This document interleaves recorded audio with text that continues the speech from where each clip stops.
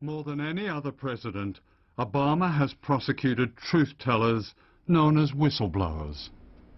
And this is WikiLeaks, an internet whistleblowing organization. Independent and stateless, it represents a landmark in journalism. WikiLeaks has released hundreds of thousands of secret Pentagon documents that describe the wholesale killing of civilians in Iraq and Afghanistan.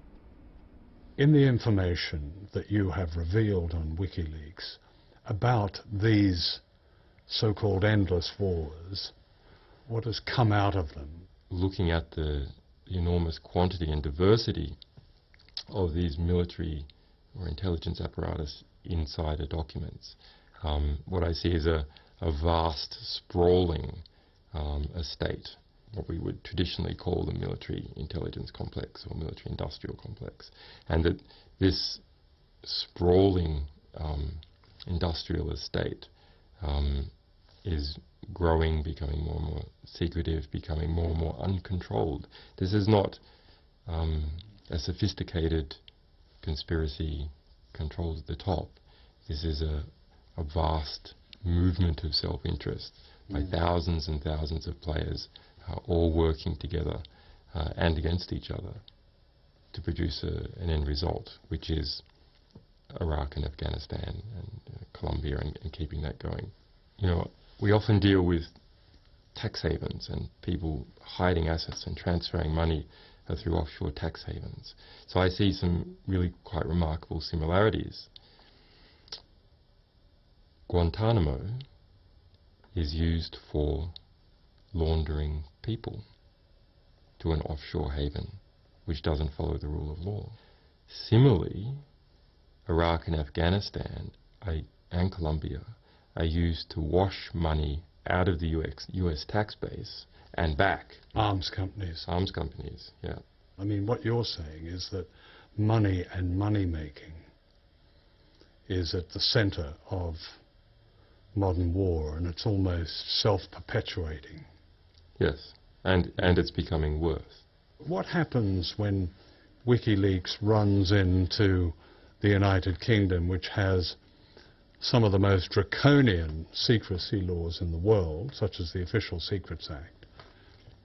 We haven't found a problem publishing UK information.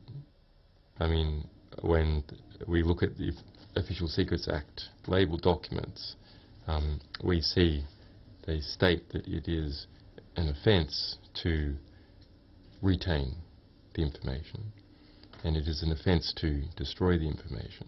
So the only possible outcome is that we have to publish the information.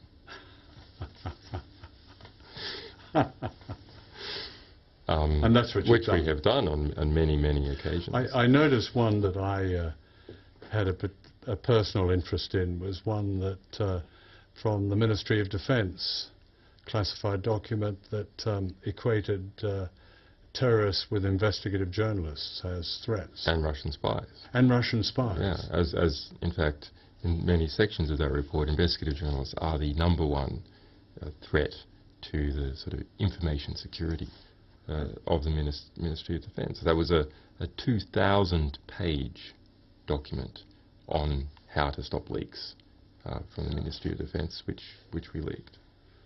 I didn't know whether to be offended or honoured. Well, it's nice to be having an impact. Since the release of the Pentagon's War Secrets, Julian Assange has been subjected to extraordinary smears and accusations originating in America and Sweden. These include threats against his life and bizarre character assassination. The media all over the world has amplified this propaganda.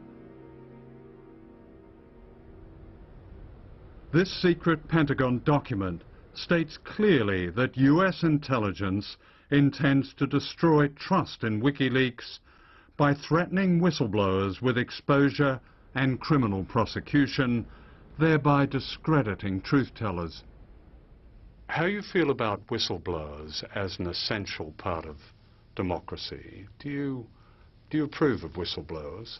Well, I think, this country has laws to protect whistleblowers. Exactly.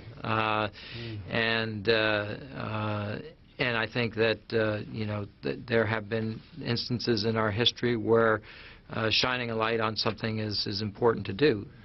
Can you, as a senior official of the United States government, a guarantee that the editors of WikiLeaks, and the editor himself is not American, are not in danger, that they themselves will not be subjected to the kind of hunt that we read about in the media? Well, first of all, it's not my position to give guarantees on anything. We do have an open criminal investigation. The investigation is targeted on the individuals that have violated the trust and confidence that's been bestowed upon them by this country. But WikiLeaks is an organization run from outside the United States, and the founder of that has been told that he is at great risk from being hunted down. I don't know in what form. And neither do I, so I'm afraid I can't help you. I mean, for you to receive that volume of documentation suggests that there must be something of a rebellion going on within the system. Yes. I mean, it's the one hopeful thing is, in fact, that there are good people in the US military.